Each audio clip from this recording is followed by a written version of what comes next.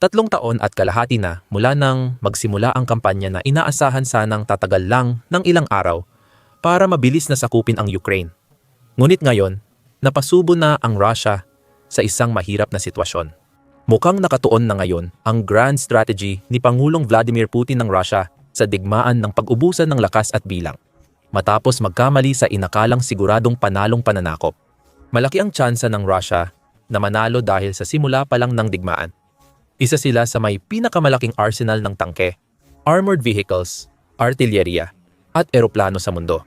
Mukhang hindi pansin ni Putin na mabilis na uubos ang kagamitan ng Russia. At may analyst na naniniwalang posibleng maubusan sila ng armored vehicles at iba pang mahalagang gamit. Malapit na, gaya ng 2026. Madalas mo ring maririnig ang iba't ibang prediksyon kung kailan mapipilitan ang Russia tapusin ang digmaan. Pag-usapan natin kung gaano karaming kagamitang militar ang nawala sa Russia, ano ang natira, at ano ang maaaring implikasyon nito sa hinaharap ng digmaan sa Ukraine at pandaigdigang geopolitics. Magsimula tayo sa ilang tiyak na numero mula sa Oryx, isang online database na nagtatala ng mga nasira at napinsalang kagamitan sa magkabilang panig ng labanan. Batay sa estadistika, mahigit 22,600 unit ng kagamitang militar ang nawala sa Russia hanggang Setyembre 2025, halos doble ng pagkawala ng Ukraine. Hindi naman patas ikumpara sila. Palitan na lang. Mga 13,000 ang nawalang armored sasakyan, kabilang ang 4,000 at 100 tangke na nasira o nawasak sa 42 buwan. Tandaan, ito lang ang mga na-visual at nakumpirma gamit ang satellite imagery, drone surveillance ng Ukraine at independent sources. Posibleng mas mataas pa ang tunay na bilang ng pagkalugi ng Russia dahil madaling makita ang nasirang tangke. Sinasabi ng ilang analyst na 80-90% ng pagkawala ng kagamitan ay mula sa visual na tala. Lalo pang nagiging mahalaga ang mga numerong ito kapag nalaman natin kung ilan ang tangke na sinimulan ng Russia at kung ano ang ginawa nito mula noon para mapabuti ang bilang na iyon. Batay sa 2022 Military Balance Report ng International Institute for Strategic Studies, may tinatayang 3,000 at 300 aktibong tangke ang Russia sa simula ng digmaan. Karamihan ay in-upgrade na T-72, T-80 at T-90. Ayon sa International Institute for Strategic Studies, posibleng may 5,000 hanggang 17,000 at 500 tangke ang Russia na nakaimbak lang. Karamihan dito ay mga natira pa mula sa Unyong Soviet na nasa iba't ibang kalagayan ng pagkasira. Iyan ay noong simula ng digmaan. Noong Mayo 2022, ipinakita ng ulat at intelihensya ng militar ng Ukraine na naglalabas na ang Russia ng lumang tangke mula imbakan. May lumabas na larawan ng T-62 sa unahan ng labanan. May ulat noon na mahigit 1,000 tangke ang nawala sa Russia. Mas makatarungan sabihing ito'y pagmamalabis, lalo na kung ikumpara sa laki ng pagkalugi kalaunan. Lalo pang pinapalala ng sitwasyon ang katotohanang hindi talaga tumigil ang Russia sa paggawa ng bagong kagamitan o pagsasaayos ng mga luma.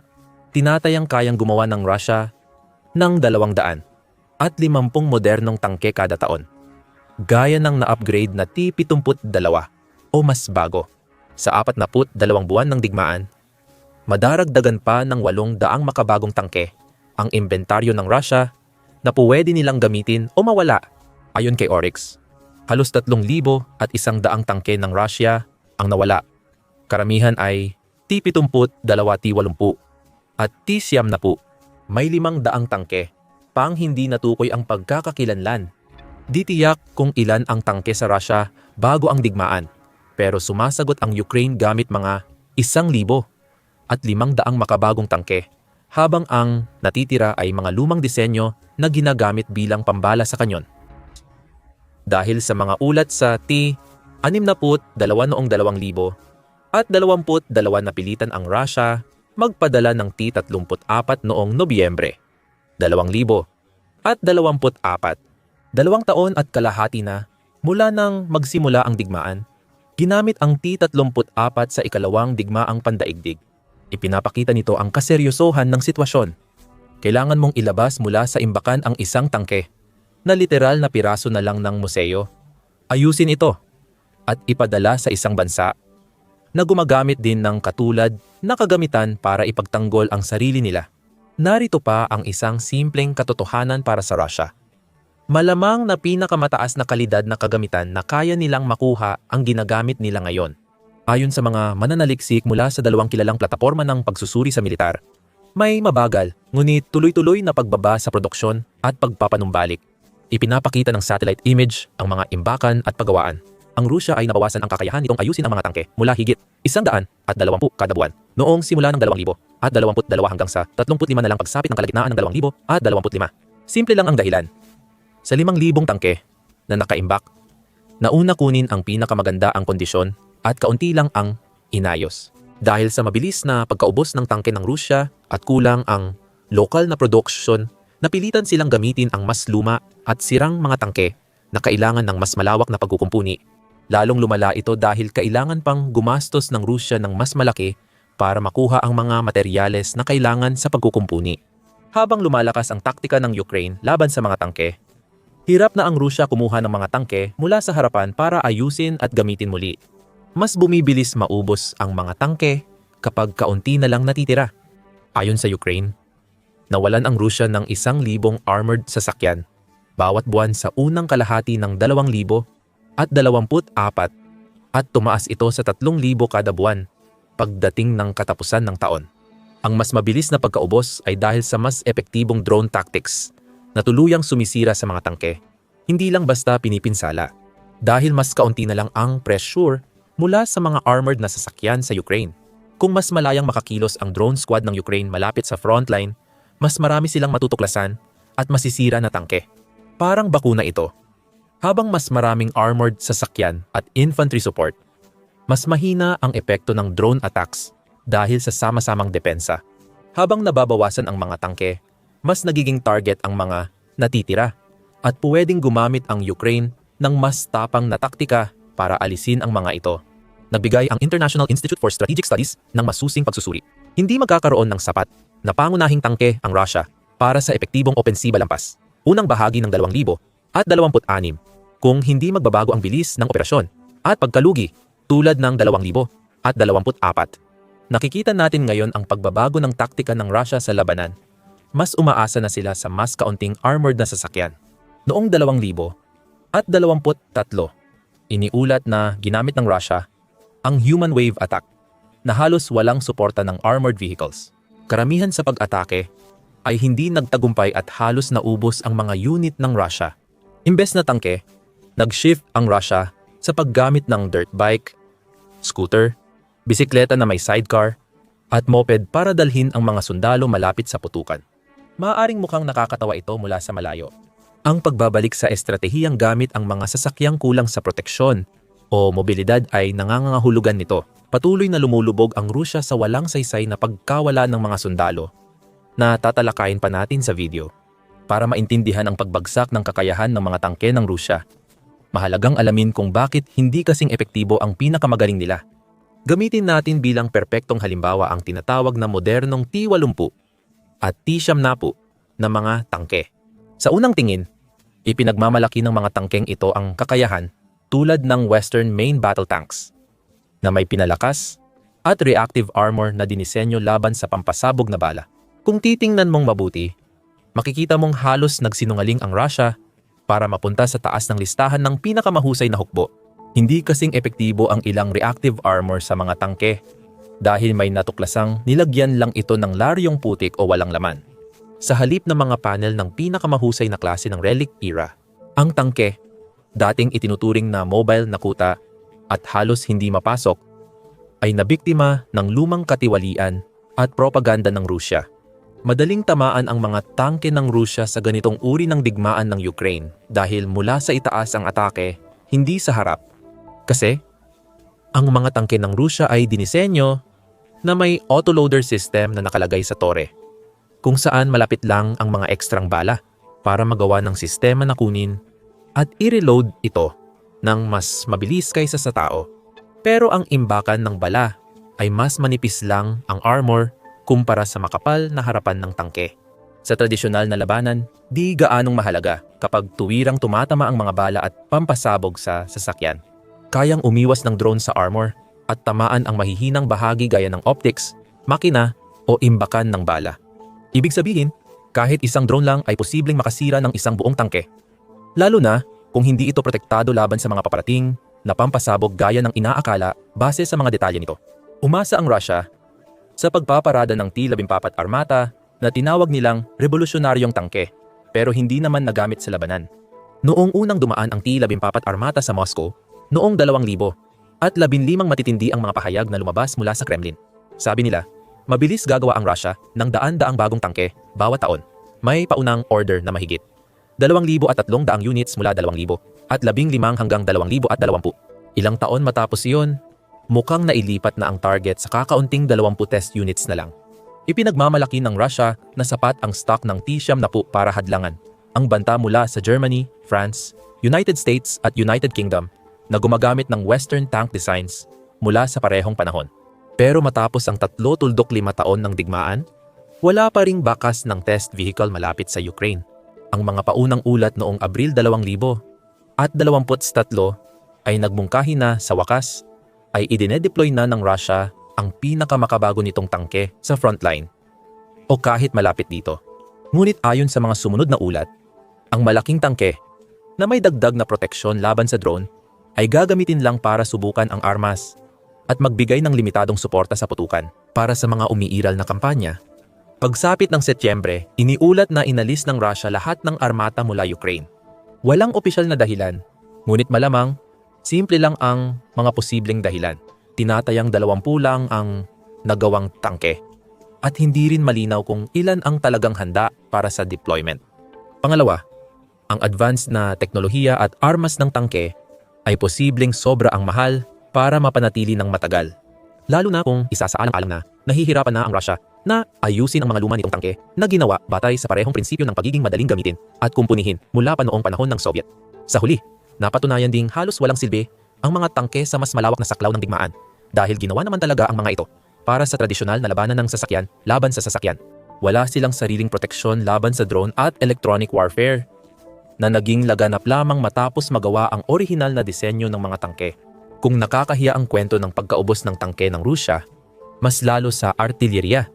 Ayon sa ulat ng Reuters, ang Hilagang Korea ay nagsusupply ng hanggang 100% ng mga bala ng artilyeriya na ginagamit ng ilang unit ng artilyeriya ng Rusya sa Ukraine. Isipin mo yan. Ang ikalawang pinakamakapangyarihang militar sa mundo ay may 6 na unit na umaasa sa bala mula sa isa sa pinaka-isolated at pinakamahirap na bansa.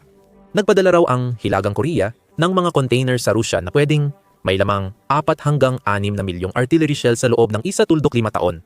May halos 3 milyong artillery munition ang kayang gawin ng Rusya kada taon. Mas mataas kaysa pinagsama-samang produksyon ng NATO. At gayunpaman, gumagamit ang mga puwersa ng Rusya ng humigit kumulang 10,000 shell bawat araw kumpara sa 2,000 na ginagamit ng Ukraine. Tinatayang 365 milyon kada taon ito. Mas mataas kaysa lokal na produksyon. Ayon sa ulat ng Reuse, hindi naabot ang target sa produksyon para sa 2,000 at 24. 23 milyong artillery shell lang ang nagawa ng Rusya. At nasa unang taon ng digmaan, tinatayang 11 milyong shell ang nagamit na malamang ay nagpaubos sa aktwal na supply.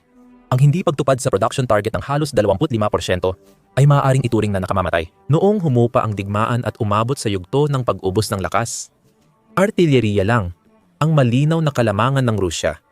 Ang artilyeriya ng Rusya na kayang tumama sa labas ng abot ng maliliit na drone at sumira ng infrastruktura ay maaaring magpilit sa militar ng Ukranya na umurong sa kanilang mga posisyon. Sa huli, hindi ito nangyari kaya napilitan ang Rusya na umasa sa Hilagang Korea para sa artilyeriya at tauhan. Dito na talaga nakakahiya kasi kalahati ng bala ng Hilagang Korea ay sira o di gumagana. Batay sa intelihensya ng Ukraine, ang mga bala ay mula pa dekada 1970 at 80 at halos di na inspeksyon bago ipadala mula sa lumang inventaryo sa Rusya. Kailangang inspeksyonin pa ng Rusya ang mga artilyeriya para masigurong gumagana ang mga ito. Isang bagay na di kayang gawin ng military-industrial complex na halos mabuwag sa sobrang pressure. Ginaya ng Hilagang Korea sa Rusya ang ginawa ng Europa sa Ukraine. Tinatapon ang lumang kagamitan sa kaalyado, umaasang gagana pa. Malaki ang kaibahan ng kalidad ng pagsisiguro ng Hilagang Korea sa Alemanya, Pransya, United Kingdom, Denmark o ibang bansang NATO na gumugol ng maraming taon at milyong dolyar sa pagpapanatili ng mga kagamitang kalaunan ay ibinigay sa Ukraine. Pinili ng Russia na lutasin ang krisis sa kalidad sa tipikal nitong paraan. Maghagis ng mas maraming nakakatakot na bala at umaasang madadaan sa dami ang problema sa kalidad. Lumabas sa pampublikong dokumento ng Estado na minamadali ng Moscow ang pagtatayo ng bagong Trinitrotoluene at Research Department Explosive Facility sa Siberia. Ipinapakita nitong mababa na ang supply kaya nakakabahala. Ipinapakita ng lokasyon ng pabrika, 1,800 milya silangan ng Moscow, ang kumpiyansa ng Russia sa kanilang depensa, kahit hindi ito ganoon kalaki. Nahaharap din ang industriya ng abyasyon ng Russia sa ganap na pagbagsak. Ilang buwan matapos ang pananakop, sinabi ng gobyerno na maaari silang kumuha ng mahigit 1,000 bagong civil aircraft para sa mga airline bago, 2,030. Pero matapos ang 3 taon ng digmaan, 5 lang ang nagawang eroplano ng mga pabrika. Umabot sa sobrang sama ng sitwasyon na noong 2025 binawasan ng gobyerno ang target sa paggawa ng eroplano at ginawang maliit na bahagi na lang ito ng orihinal na pangako. At binawasan din ang paggastos para sa paggawa ng eroplano dahil sa tuloy-tuloy na pagkaantala at hamon, lalong nababahala sa sitwasyon ng militar na abyasyon. Iniulat ng RAND noong 2024 na ang Russian Air Force ay lumilipad ng mas mababa sa 75% ng kapasidad bago ang digmaan. Ang Russian Air Force ay naglilipad ng mahigit 150 sorties kada araw na halos abutin ang limit ng kanilang lumang eroplano. Tinaya ng RAND na nawawalan ang Russia ng 60 eroplano dahil sa labis na paggamit at kulang sa tamang pagmamantain. Samantala, nakakabili lang ang military complex ng nasa 25 bagong eroplano taon-taon, kasama ang 20 fighter jets na pangunahing tagapaghulog ng glide bomb, imbes na maging garantiya ng air superiority na tungkulin nila. Sabay na kinakaharap ng sibilyang abyasyon at militar ang krisis kaya tumataas ang pagkalugi. Bagamat magkaiba sa teknikal na aspeto ang dalawang industriya, iisa lang ang mga pyesa, maintenance, at teknolohiyang ginagamit sa mga eroplano. Ang Rusya, na 3 taon nang pinatawan ng parusa ng kanluran, ay hirap makakuha ng piyesang kailangan para sa parehong eroplano.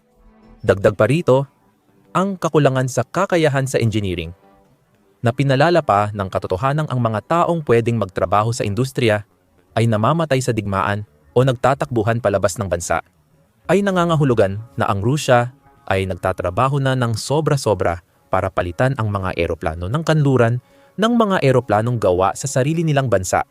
Direkta ring sinisira ng Ukraine ang kakayahan ng Rusya na magpalipad ng kanilang mga eroplano sa pamamagitan ng pagtutok sa mga paliparan at base ng himpapawid na malapit sa hangganan. Ito ay nagpapahaba pa ng oras ng paglipad na kailangan para sa bawat misyon na ginagawa ng Rusya.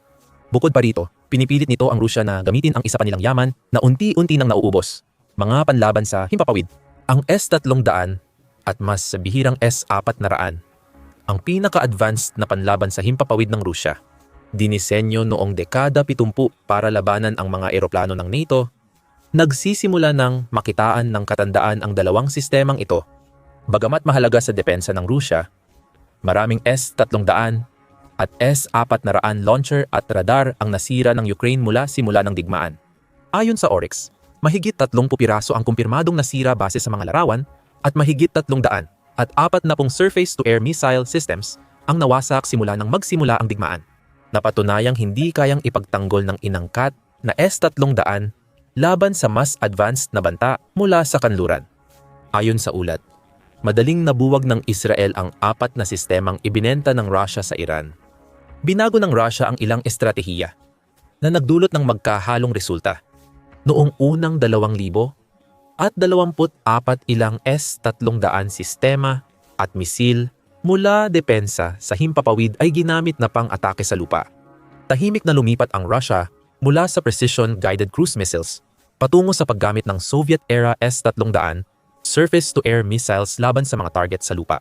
Kailangan ng malaking pagbabago sa mga misil dahil gumagamit na ito ng Global Positioning System Tracking imbes na heat signatures para matukoy ang mga target sa himpapawid. Kailangan ding lagyan ang mga misil ng warheads tulad ng blast fragmentation o o armor piercing para mas epektibo laban sa mga target sa lupa, gaya ng silungan at base.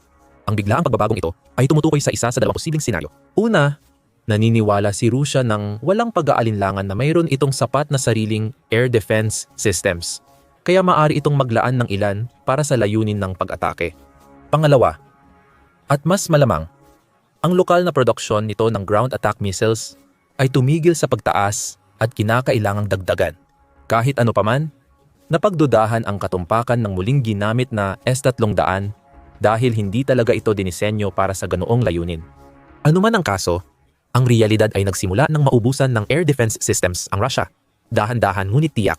Patunay nito, kinailangan pa nilang kunin ang mga sistema mula Kaliningrad para gamitin sa malapit na base. Pero bukod sa kakulangan ng kagamitan, kinakaharap din ng Russia ang isang napakalalang krisis sa human resources na maaaring mas malala pa ang epekto. Nagplano ang Russia ng 15 bagong military training schools para tugunan ang kakulangan ng opisyal. Pero 2 lang ang nasimulang itayo. Nawalan ang militar ng higit 1 milyong sundalo mula simula ng digmaan. Kaya isa ang digmaan sa Ukraine sa pinakamadugong labanan ng ika-21 siglo. Dahil sa tagal ng digmaan, nagkulang sa lakas tao ang bansa at lalo itong nakaapekto sa military-industrial complex. Iniulat ng mga opisyal ng Russia ang kakulangan ng 100 at 60,400 manggagawa at inhinyero at kailangan ng hindi bababa sa 80,000 inhinyero para mapanatili ang produksyon. Pinakamahalaga dito, ang demograpikong estruktura ng mga manggagawa sa industriya. Ang median na edad ng mga empleyado sa paggawa ng militar ay 45 noong 2021 at 16% lamang ang nasa ilalim ng 29 na taong gulang. Ang tumatandang lakas paggawa na ito, kapag pinagsama sa malalaking bilang ng mga nasawi, ay lumilikha ng isang masamang siklo. Kailangan ng Rusya ng mas maraming kagamitan para palitan ang mga nawala sa labanan, ngunit kulang sila sa mga bihasang manggagawa para mapataas ang produksyon. Habang sabay na nawawala ang mga tauhan na maaaring magturo o maging bagong manggagawa. Ang lahat ng kakulangan sa militar ay dulot ng pangunahing katotohanang pang-ekonomiya.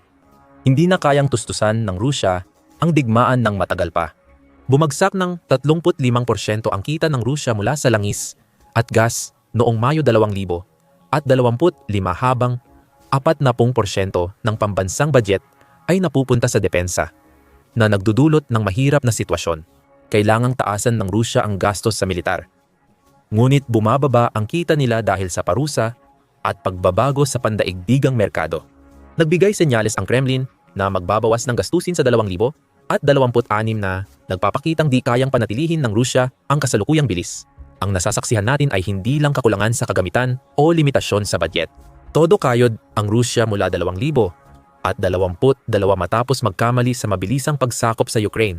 Palagi nitong minamaliit ang kakayahan ng Ukraine na magtanggol sa sarili at ang tulong ng kanluran ay darating lang kapag matagal nang nararamdaman ang digmaan at umabot na sa yugto ng pag-ubos ng lakas. Sa pananaw ng kanluran, ang mga donasyon ay paraan para maipadala sa Ukraine ang mga gamit na balak ng i-disassemble. Ang mga kagamitang iyon ay magpapababa sa potensyal ng industriyang Ruso at sa pag-unlad ng kanluraning military complex. May aktwal na testing ground sa frontline ng Ukraine na nagpapabilis sa pananaliksik. Panalo ito sa ekonomiya ng NATO. Maliban kung may inaasahang pagbabago, maaaring unti-unting humupa ang labanan pagsapit ng huling bahagi ng 2,000 at 25 o unang bahagi ng 2,000 at 26 dahil sa kakulangan ng mga tangke, armored na sasakyan at artillerya. Mahihirapan ang Rusya makamit ang tagumpay para mapanatili ang ilusyon ng kapangyarihan ngayong taon o baka mawalan pa ito ng ilang kaalyado. Dahil dito, may mahihirap na pagpipilian si Putin. Maaari niyang bawasan ang operasyong militar para mapanatili ang kagamitan o ipagpatuloy ang tindi at maubos ang kagamitan sa 2,000 at 26. Maaaring piliin ng Rusya na makipag-usap para sa kapayapaan ng tapat na maaaring makaapekto sa kanilang kapangyarihan sa bansa. Hanggang sa puntong maaari itong mapatalsik ng mismong sistemang itinayo nito. Salamat sa panunood. Para maintindihan kung paano nasira ng Ukraine ang militar ng Rusya, panoorin ang aming pagsusuri sa makabagong paggamit ng drone ng Ukraine sa digmaan. Para laging updated sa bagong digmaan at military analysis, mag-subscribe sa The Military Show para sa daily videos.